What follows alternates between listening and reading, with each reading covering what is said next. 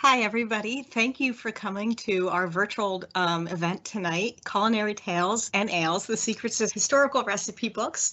I'm Chrissie Perella. I'm the archivist and the acting college librarian at the library. The library is actually on the second floor of the building above the Mutter Museum, and we are open to researchers, but we are not open just for walk-ins. So that's probably why you're not familiar with us or even know that we're there. So I'm going to start off.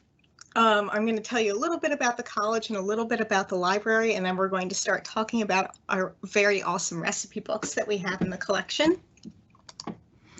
So before we get started on that, I just wanted to throw in like a little ad for Archives Month Philly. Archives Month Philly is a local instantiation of American Archives Month. It's a national initiative held annually in October to raise public awareness about the value of historical records and the work that archivists do.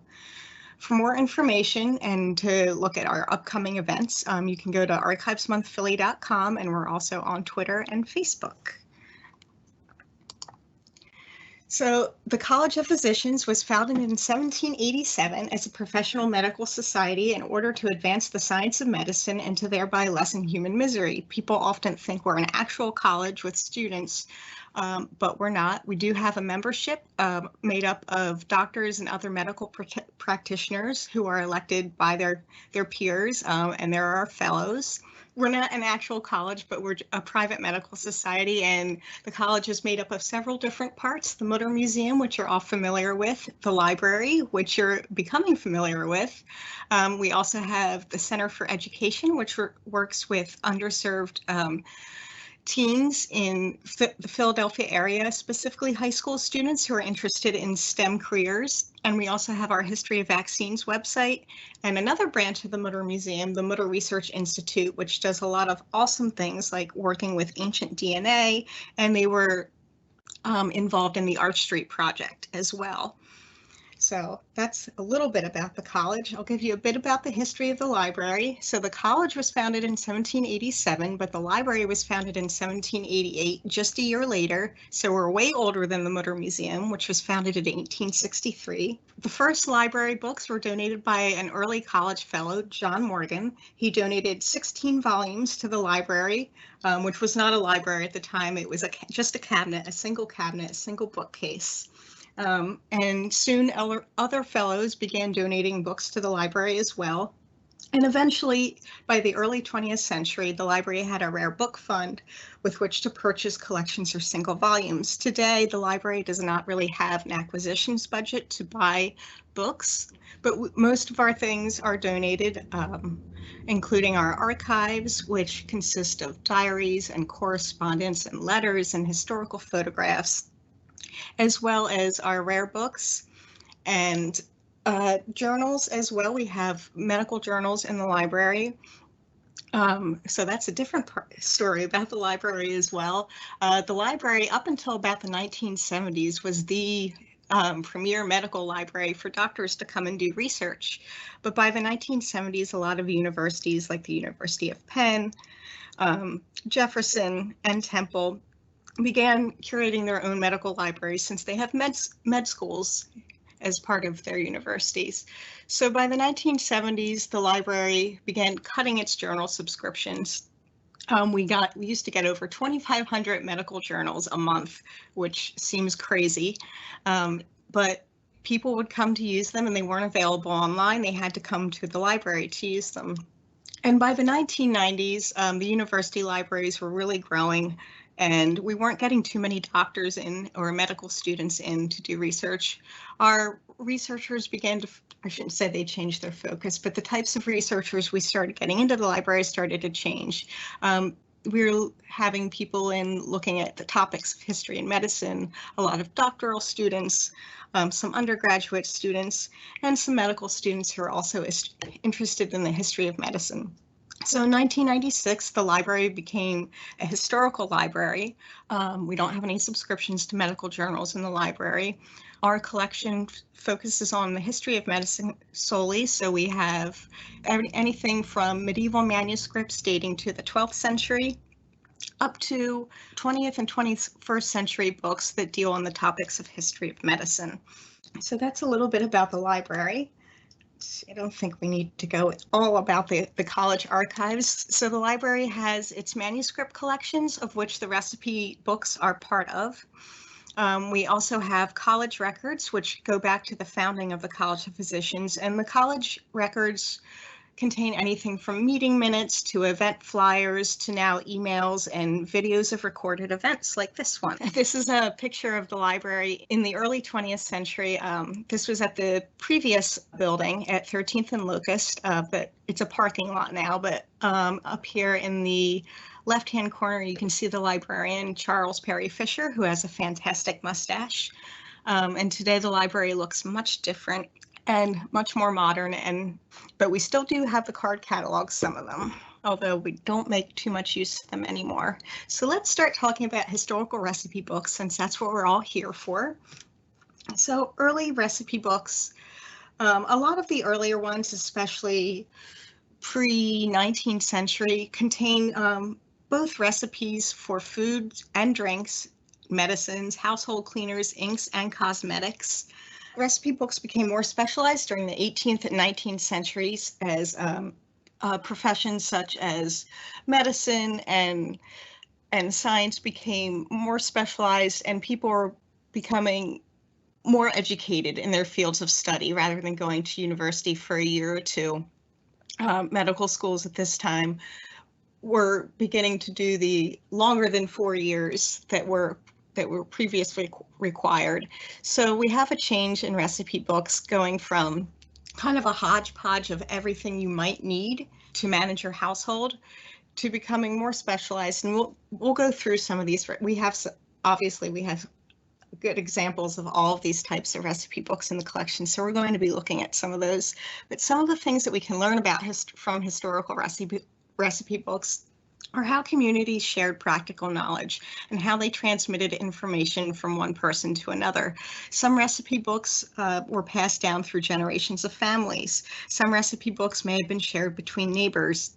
And actually, one of our recipe books that we're going to look with, the Elizabeth Coates Paschall recipe book, she wrote in where she got the recipes, whether it was from a book out of a library written by a doctor, whether it was told to her by a neighbor or told to her by a family member. So it's a really good way to see how not only how people interacted, but how they were sharing the knowledge that they knew.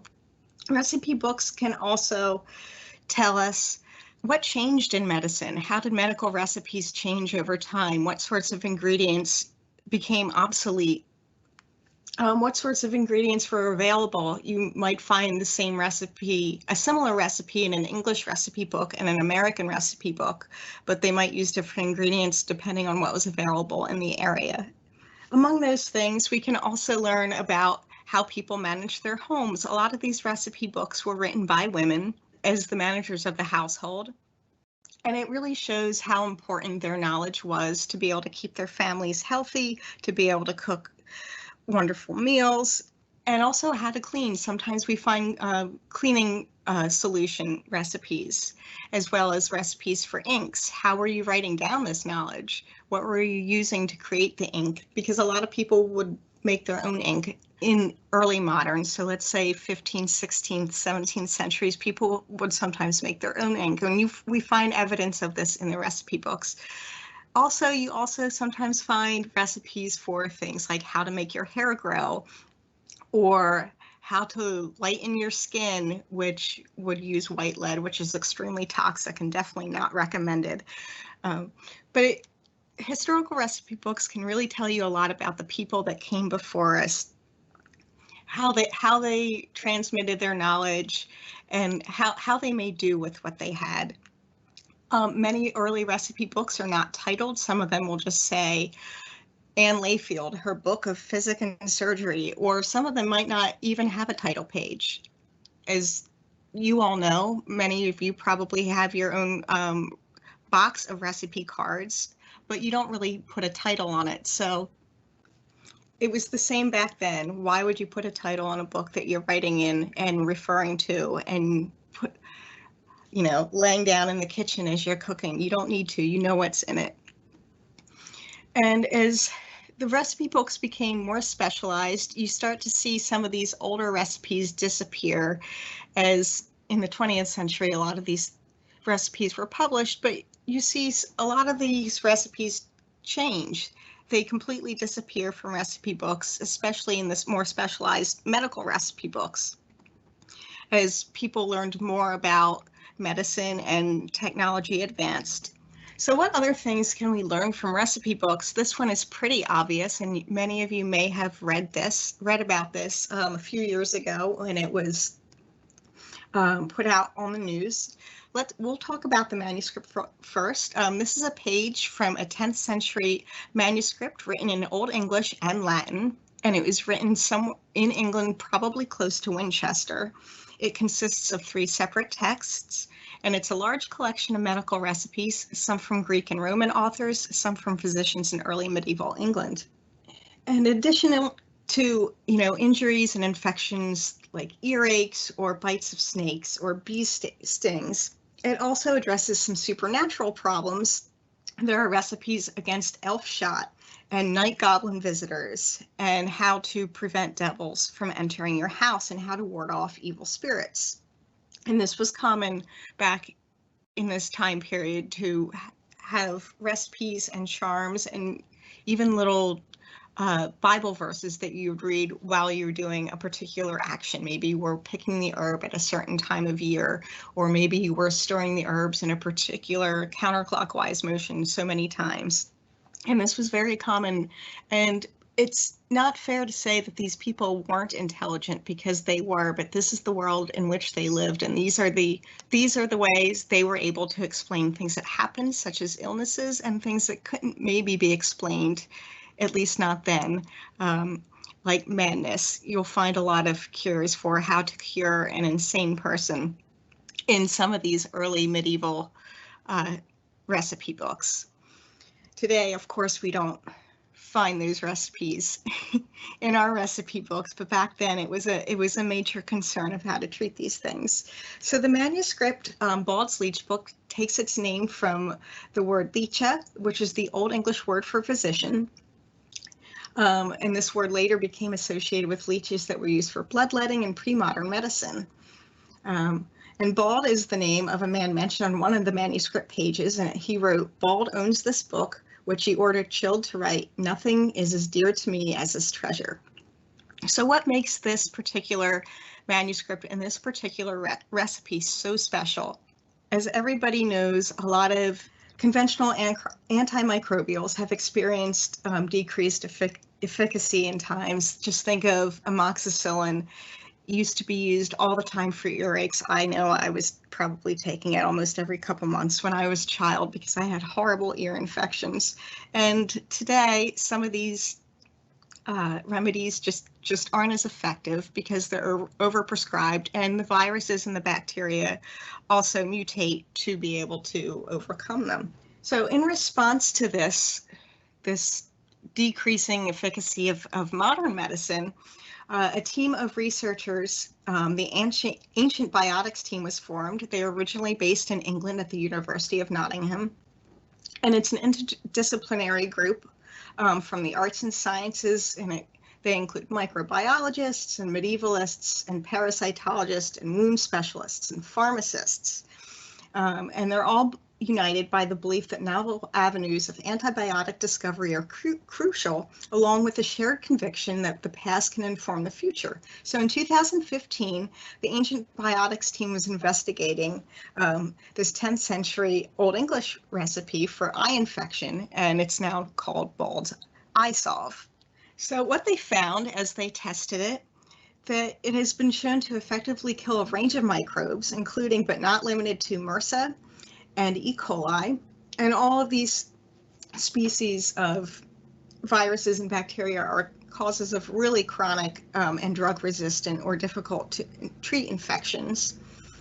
And although each ingredient in the eye salve demonstrates some antimicrobial activity on its own, what really makes it remarkable is that only in the combination of ingredients that are written down in this 10th century manuscript exactly as specified by these 1,000-year-old instructions do we see how potent it actually is. So not only can you learn about the people of the past and the illnesses they were fighting with and the ingredients they had available, but there is a use for them in modern medicine as well, if you're talking about medical recipes, to be able to go back and look through all these old recipes and pick out ones as pharmacists and other scientists can do, to see which of these recipes might hold a clue to a remedy for a modern illness. What else can we learn other than the obvious thing, looking for modern medical remedies, or other things that we've talked about, things that might not be so obvious? We can learn how to read old handwriting. Paleography is the study of old handwriting, and there's a group called the Early Modern Recipes Online Collective. They host an annual transcribe-a-thon in which they put up some of their manuscripts from all the different institutions which their members work at or are associated with, and you can go in and you can learn how to read old handwriting, and it's extremely fun and can be extremely frustrating, as in the case of the long S, which is shown here. It looks kind of like an F, and it was in use 16th, but a lot of 17th century manuscripts will also have it, so sometimes it can be hard to translate from Shakespeare's English into modern English because of the formation of the letters. We talked about this a bit before. We can learn a lot about family lines or genealogy and the people that people were interacting with that weren't in their family, their neighbors, their acquaintances, maybe a traveler passing through, and neighbor sharing remedies. And here's an example from the Elizabeth Coates Paschall recipe book. And she goes on to tell you the recipe and what it's good for. And she said Esther White, order this for her, and it gave her ease. So Elizabeth Coates Paschall was very good about writing these little anecdotes about who told her it worked. And of course it always works, otherwise she wouldn't have written it down. The other thing that we can learn are about older forms of weights and measures. Pounds and ounces we're all familiar with, but we also have drams, scruples, and sometimes you even see something like it can fit on a shilling, or it can fit on a crown, or it can fit on a certain type of coin, which is a very imprecise measurement if you think about it, but you had to make do with what you had. And this is a photograph of one of the recipe books we're going to be looking at. The physician who wrote it down was kind enough to actually tell you the symbols for each of these measurements, which is very helpful because they can get quite confusing at times. So the Historical Medical Library has over 40 recipe books, bound manuscript recipe books in its collection, and we're going to look at only 4 of them tonight. We're going to look at one recipe each from 3 of them as well in depth, and then look at some other examples. And the last one, the 19th century one showing the tables of weights and measures, we're just going to go through and kind of look at it as a whole to see how different it is from the earlier ones. The first one we're going to look at is a 17th century manuscript. It was written in England, and it is attributed to Anne Layfielde. It says on one of the pages, Anne Layfielde, her book of Physicke and Surgery. But the entries are in different hands, so different people wrote in it, different people wrote down recipes, and extend to perhaps 100 years later than 1640, which means that either family members or neighbors were continuing to add to this for 100 years, which really is cool to think about, that this was passed down and people were continuing to add to knowledge. And sometimes you see crossouts, they may have changed something. And you can also see how the recipes change over time. So her book includes medicinal remedies, including waters and salves and ointments and poultices. And she also has a lot of cookery recipes as well. You find cakes and breads and tarts and pickles. One notable one is pickled walnuts. Preserves and wines, and I believe there's also a couple of recipes for beer in this one as well. The thing is, we don't know too much about Anne Layfielde. we had researchers in a few years ago, before I started at the college, who were working extensively on Anne Layfield's recipe book. And they did a lot of research into trying to find out who she was. So they checked the Oxford Dictionary and National Bibliography. And although it lists several Layfields living in the mid-17th century, there's no mention of Anne. All of the people mentioned are men, and there's no mention of their wives or daughters, at least none named Anne. So trying to find out about some of these people, and if you know their name, can be a bit frustrating, but you'll see down here at the bottom of the slide, they did an entire blog series on the Recipes Project about Anne Layfield and her book. So we can share this link to attendees later, but I highly recommend you check it out because it's really interesting. The other thing about this recipe book is that, like Elizabeth Coates Paschall, Anne also wrote down a lot of times where she got the recipes. So there are several names that appear in numerous recipes. There's an Elizabeth Downing, a Cal Downing, and the Countess of Exeter. And there are other people named, but these people pop up more often than the others. I would say between 10 and 20 times with over 200 recipes in the book. These people appear, so it's clear that Anne was in close contact with these people, and she may have lived very near them. We're not sure, and it's a shame we don't know much more about her, but we do know something about some of the people she was talking with and trading recipes with, as you can read about in the Recipes Project blog. Here are some examples of some of the recipes that we can find in her book. This first one is to make oil of swallows, good for sinews that be strayed. And oil of swallows is a recipe that shows up in several 17th century recipe books. And it was not uncommon to have ingredients that we might think of as strange, but you can see it's a pretty in-depth and very complicated recipe.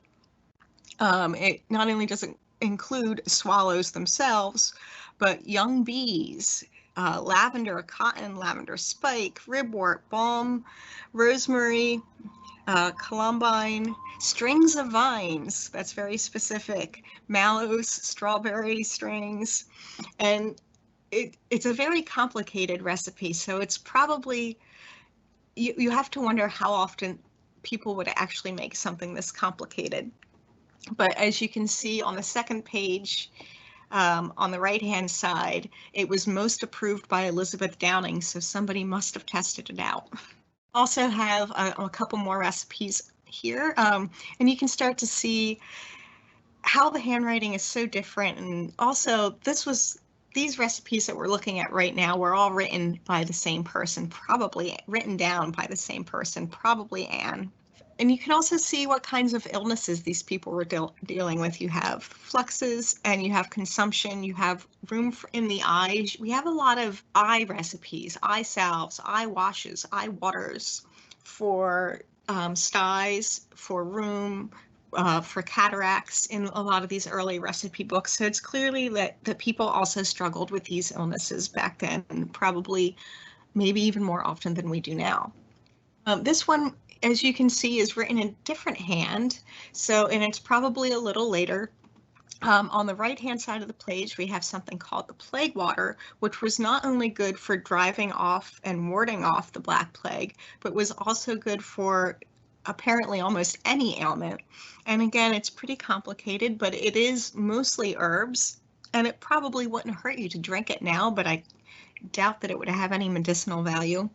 You find the plague water over several centuries in different forms, and it's sometimes called Four Thieves water, and it has other names as well, but the plague water is nice and simple and descriptive, so you know exactly what you're looking at when you find it.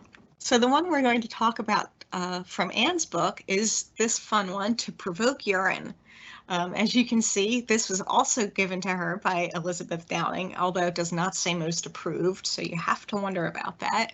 So this calls to take dead bees and drive them by the fire, then beat them to a powder, and take of that powder in beer or broth. So what do bees have to do with making you pee? As far as I can tell, from doing some research, not much. So it's using powdered bees as a diuretic. In the past, at the same time Anne was writing down her book, powdered bees were also used to make hair grow and against cancer and tumors and gout and edema. So all kinds of ailments could apparently be treated with powdered bees.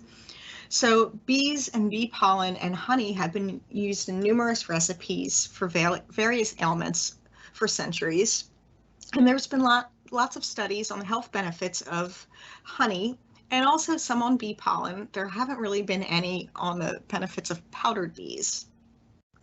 There was one study I found, published in 2017, which looks at the antioxidant and diuretic activity if you administer a specific type of honey and propolis, which is a kind of a resinous mixture that honeybees produce by mixing saliva and beeswax with fluids that they gather from plant matter.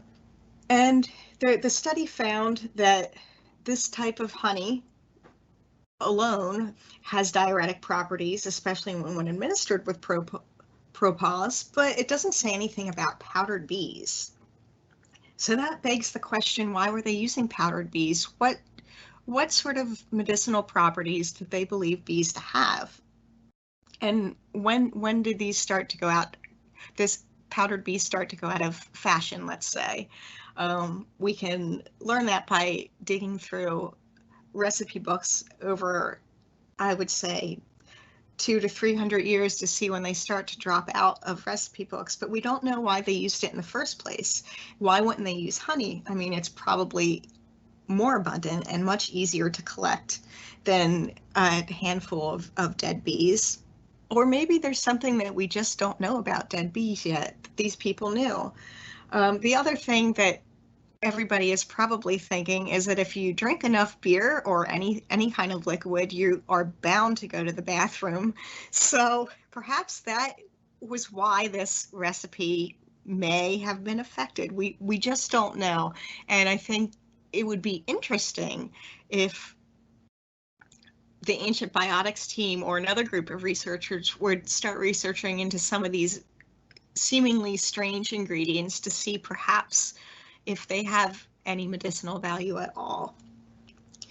So the next recipe book we're going to talk about is a century later, and it's Elizabeth Coates Paschall. And I know I keep talking about her, but she was a local girl. She was born in 1701 in Philadelphia. Her parents were Quakers, Beulah and Thomas Coates, and she married Joseph Paschall in 1721. Elizabeth was friends with a lot of Philly famous families, the Norris families, the Worcester families, Pemberton, and she was also friends with John Bartram, yes, of the Bartram Gardens. So she knew him well. She was self-sufficient. She didn't have any formal secondary education, but she probably was educated by a tutor in her earlier years, like elementary school age. Her husband died in 1742, and she ran his dry goods store all by herself after that. And interestingly enough, part of her summer house, which she built in 1848, it still exists. You can visit it in Fairmount Park. It is currently not open due to COVID, but once everything starts to open back up, I would recommend checking it out. So Elizabeth did very well for herself. She died in 1767. Her estate was valued at over £5,000, which was a lot of money back then. And like Anne's book, her recipe book includes medicinal recipes with a lot of cookery recipes as well. And just like Anne, Elizabeth would note down a lot of times where she got the recipes. Some say that she had it out of a book by Benjamin Rush that she got out of the library, which would have been the library company, or out of a Materia Medica, or she heard it from the Dutch woman who cured Caspar Wister's swelling of the head. And I think it's important to know where these recipes came from to be able to trace them. And it also shows that these recipes, at least those we know were in use. So this one I've decided to talk about tonight is Staunton's bitters. And we all know bitters. We use them in cocktails. But bitters weren't originally meant to be cocktail mixers. They were a treatment for gout, also called the king's disease. Gout is a form of arthritis, and it causes severe pain and tenderness in joints, redness, and sometimes swelling. And it often begins in the big toe. The Motor Museum has an especially graphic wet specimen of the hands of somebody afflicted with gout. So if you come in, I'm not sure if it's on display at the moment, but you can visit it digitally at the Motor's Memento Motor site. So causes of gout include certain types of medication, inactivity, and a diet rich in meat, seafood, and alcohol. So it wasn't uncommon in early modern Europe, especially among wealthy men who were most likely to consume like a really rich diet of meat and lots of alcohol, and perhaps maybe sitting around. So bitters were first recommended by Thomas Sydenham. He was an English physician born in 1624, and he wrote a treatise on the gout in 1683. And this is the first mention of bitters that I could find anywhere. And his bitters contain distilled alcohol infused with watercress, horseradish, wormwood, and angelica root. So here we have Elizabeth's book, written just circa 1750, let's say, about 70 years after Sydenham first recommended bitters to treat gout. Staunton's bitters, on the other hand, were created in 1712 by a Reverend Richard Staunton, and it was one of the first medicines to receive a British royal patent, and it was popular in the Americas as well as a very popular British export to the American colonies. And as you can see, people clearly made their own versions at home. Where they got the exact recipe, because I've seen this almost exact recipe for Staunton's bitters in several recipe books, and it seems pretty close to Staunton's original recipe. So this calls for you to take fine brandy, 2 quarts, 30 rinds of Seville oranges, half a pound of gentian, and cut 1 small ounce of snake root, saffron and cochineal of each a dram, and then you let it stand in a cold fermentation pot for 10 days, and then I would assume put everything through a sieve and bottle it. So the ingredients in Staunton's bitters are not all active. Alcohol is the carrier, and it also probably did not hurt to lessen pain if you drank enough of it. So saffron and cochineal, which is actually ground insect, were used as coloring, like a red coloring. And interestingly, WebMD notes that a chemical ingestion, one of the herbs, may contain anti-inflammatory properties, and that snake root also contains a chemical that is used to treat high blood pressure. So modern medicines for gout also contain anti-inflammatory components. So although bitters are not what we think of when we think of medicines today, it's possible that they may have helped slightly for gout or anything that required an anti-inflammatory to treat. So now we're going to go another century later into the 19th century, and we're going to look at the Juliet Coates Walton commonplace book. So Juliet was born in July of 1861, probably close to Philadelphia. She married a Dr. Robert Patterson Finley in 1886. She was an active suffragist. She was elected president of the Merchantville Equal Suffrage League in 1913. And one of my favorite parts, she worked as a librarian after her husband's death in 1926. And she's buried at Laurel Hill Cemetery. So her book is not a traditional recipe book. It's what we call a commonplace book, which are similar to scrapbooks, and hers includes newspaper clippings, poetry, and what I also think is interesting, a list of birthstones and their traits as well. And although most of her recipes are culinary, she does have some medical recipes in here for wasp stings, for rheumatism, and for earaches. And we're going to look at a couple pages of hers, and then we're going to look at a salve that was used for hemorrhoids. So on the left-hand side, you can see this one actually kind of titled Book of Notions, and it tells you Juliet Coates Walton, and it tells you the date she started writing it, which is super helpful because a lot of them don't. And on the right-hand side, you can see a treatment for wasp stings, although it looks like it's just a poem underneath. There is a treatment for wasp stings later in the book. And here's her list of birthstones. Slightly different, maybe of some of them what we might think of today as birthstones. March is bloodstone, April is sapphire, and today those are a bit different. But I find it interesting that she included these. It must have been something that she was interested in, or maybe something that she and her friends would discuss. And here you can see a lot of pasted in newspaper clippings, and you can see a little list of recipes. A Mad Dog's Bite.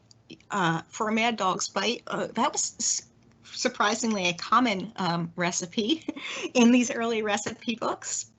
And here we have an ointment for piles, which are hemorrhoids and sores attended with inflammation.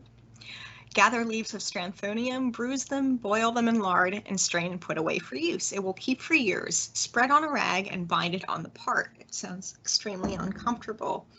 But one of the things about this recipe is that it may actually have some medicinal value. The lard is used as a carrier like alcohol it was in the bitters.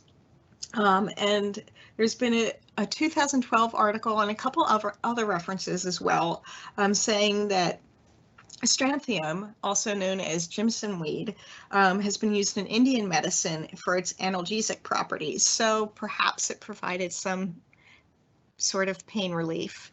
We don't know. She was not so good about putting down where she got her recipes, so we're not quite sure if they were even used or where she got them from. But again, it really gives you a glimpse into how people thought about treatments for illnesses. And finally, we have this slightly later 19th century recipe book. This was written in Lancaster County. We don't know the name of the physician who wrote it down, but like I mentioned earlier, he has a very helpful table of weights with their symbols next to it.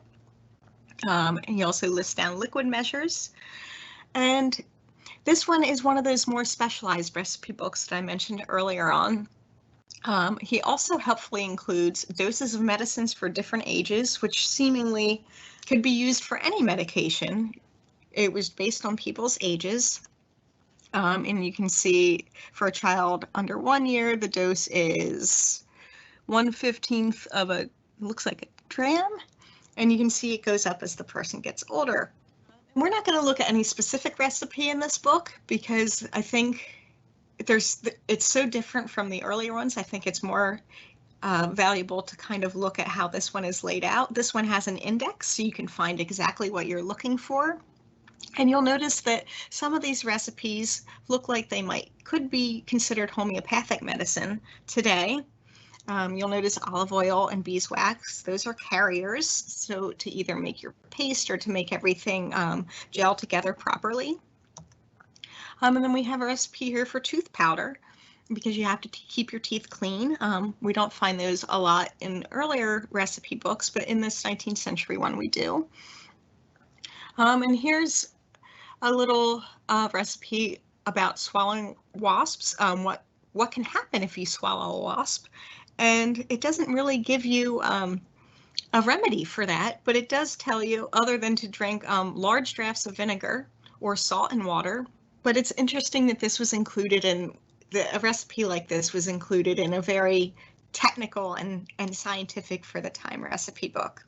And then we have some recipes that fall into the more traditional herbal vein, like this roasted rhubarb, which would have been good for stomach issues. He notes down that it's recommended in diarrhea. And then we have some cough mixtures and this composition tea, which would be good for weak lungs and coughing, respiratory illnesses. Snake root, gold thread, wormwood, tansy, a lot of herbs. And then you see horehound down at the bottom on the left-hand side, the left-hand page, which we know is used in cough drops like Ricola today. So we know that horehound has been used for centuries, and it always seems to have at least helped a bit. So bibliography and further reading, I'm going to leave this up on the screen for a few moments. And I just wanted to talk a little bit about the common recipes that we find. We have rheumatism, pickled foods, wine, lots of recipes for venison, for diarrhea, for eye ailments, and lots of recipes for plasters and all these recipe books, and we don't have enough time to go in depth to any more of them. But these are recipes that seem to be common, at least across 200 or 300 years worth of recipe books. Also, the bite of Mad Dog, you can't forget about that one. So these are things that ailments that people have always struggled with, and they seem to be fairly common as well, just like they are today. So I believe we have time for questions. We can go to the little Q&A box, and I will take them in the order that they were received. I think I'm going to stop sharing for the moment so that I can see everything better. And if there are any questions that require looking at some of the images, I'll happily pull it up. Okay, so let's see, 27 questions. I will do my best to get through all of them. If I don't get through to yours, please feel free to email me. I'll put that in the Q&A box in just a moment. So these recipes are not digitized. None of these recipe books are digitized yet. The college, in conjunction with several other Philadelphia area special collections libraries, we've just submitted a grant to get some of these digitized. We won't hear back. We won't know if we've gotten the grant until late April or May next year, but some of them will be available online. The few images that I have were either taken with my phone or a few pages of the Anne Layfielde book were scanned for an exhibit that we did a couple years ago.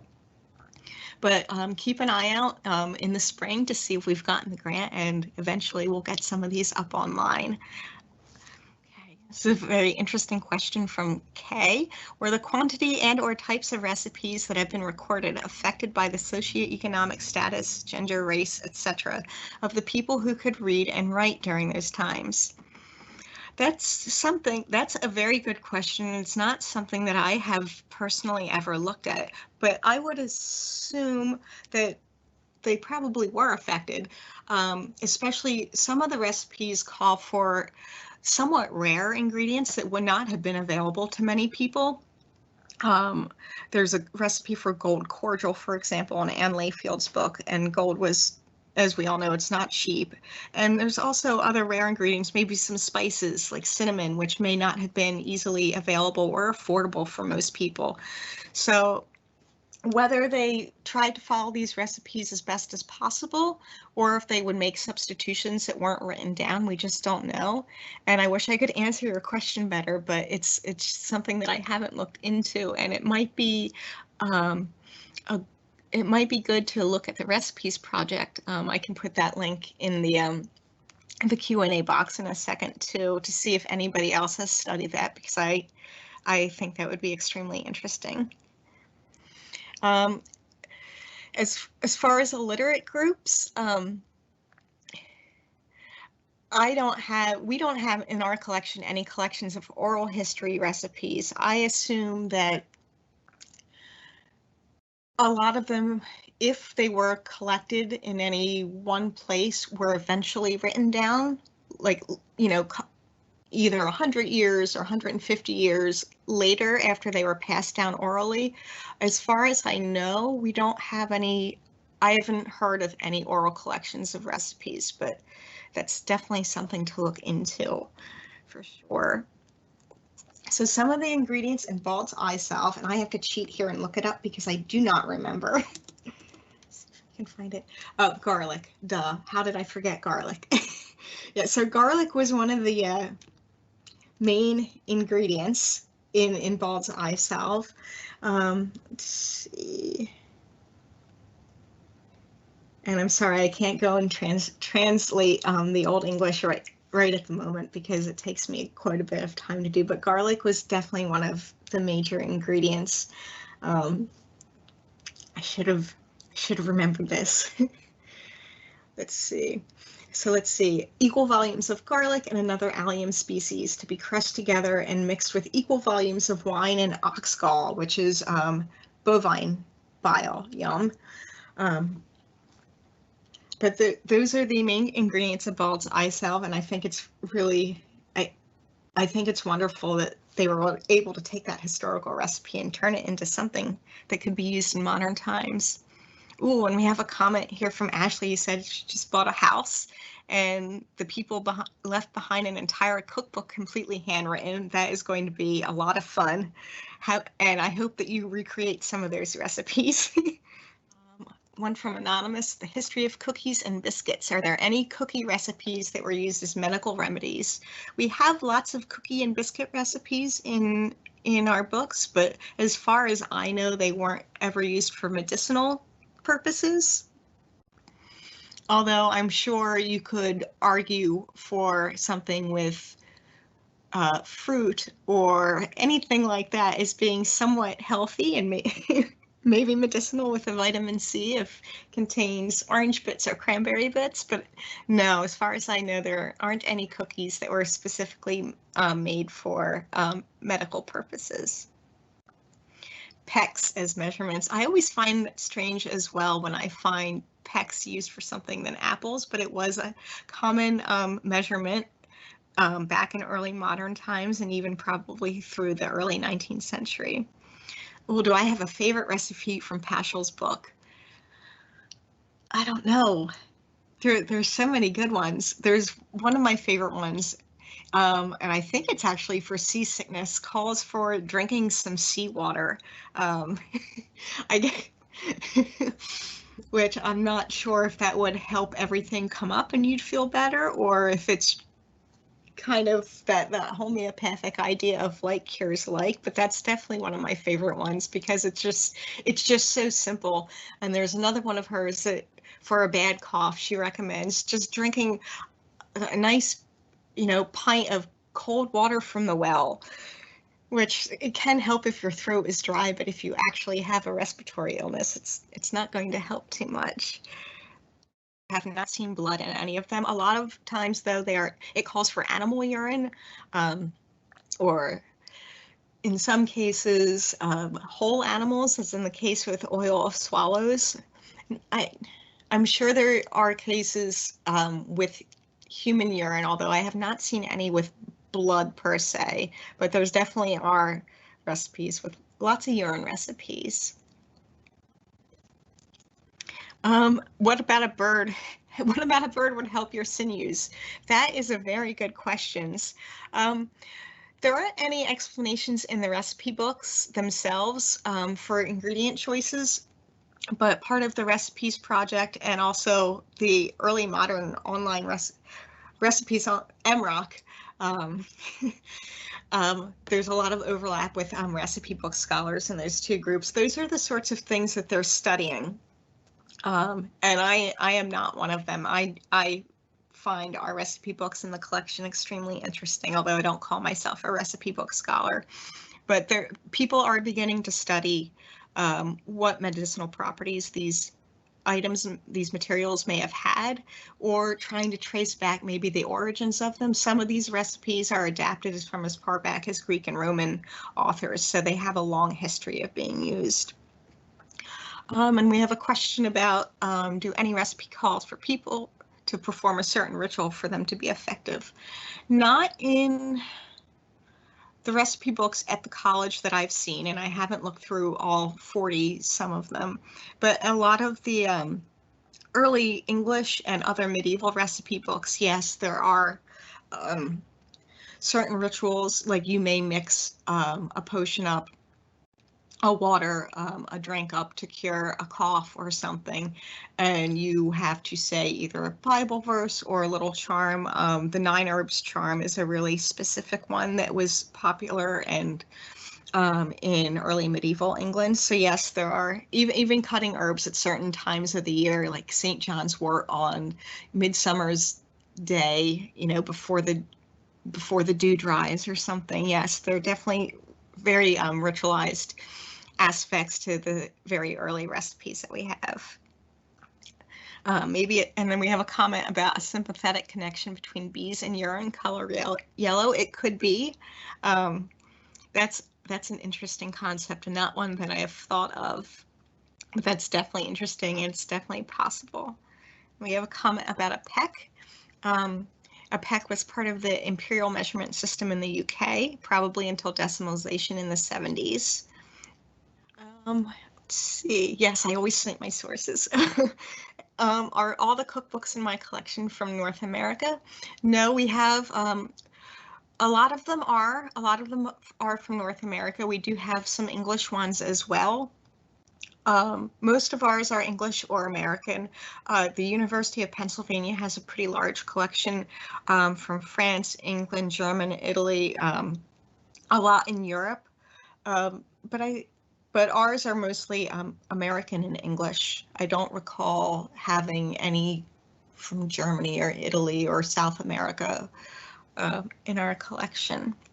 Are there any recipes that refer to Native American knowledge or practice in terms of food or medicine? I believe I've seen a couple recipes that they call an Indian cure, and I can't remember if it was in the Paschall or another one of our recipe books, but yes, there are.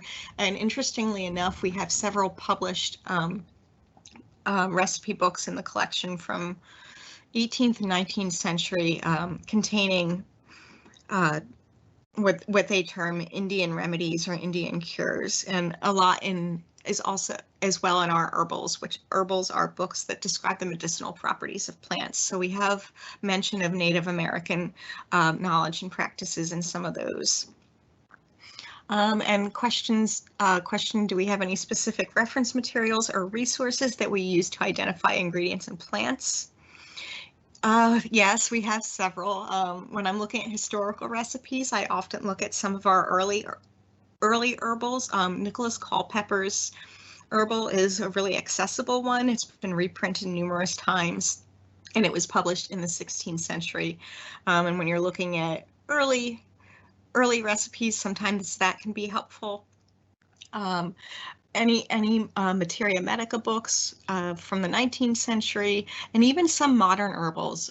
We did an exhibit for Archives Month Philly last year that looked at hemlock and chamomile used as medicinal treatments, and we went through several hundred years of them being used. So we referenced old herbals, modern herbals, modern recipe books, and also sites like WebMD and scholarly articles written by physicians who are testing the chemical components of some of these ingredients as well. Is the wasp swallowing cited as coming from Dr. Liston? Ooh, I did not mean to do that. Let me pull this up again real quick, and I will check for you. I will share my screen actually so you can all see as I check. We only have a couple minutes left, so I will take one more question after this. Liston. It looks like, okay, Liston is yes. So it looks like Liston was listed as recommending drinking large drafts of vinegar or salt and water. And then we have Gibson down below also saying to drink plentifully of salt water. So good catch. And last question for the night. Do we identify any trends, changes over the 800 years of recipes? Definitely. Not only in the ingredients used, but how many ingredients are used. You saw in the Anne Layfielde book, the oil of swallows had something like 15 to 20 ingredients. And then in the later 19th century recipe book from the unnamed doctor, you see that it might only be 3 or 4 ingredients, and the measurements are more specific, and it's laid out in a way which is clearer than reading a narrative. So there's definitely lots and lots of changes. Okay, so we are out of time, and if I didn't get to your question, please feel free to email me, because I could talk about recipe books for hours. I will share my screen and put up this title screen again so you can see my email, and also the library Twitter and my Twitter account. Please feel free to email me, and keep an eye out in the next couple months, because we're planning another recipes related event. So keep your eye out for that, and thank you all for coming.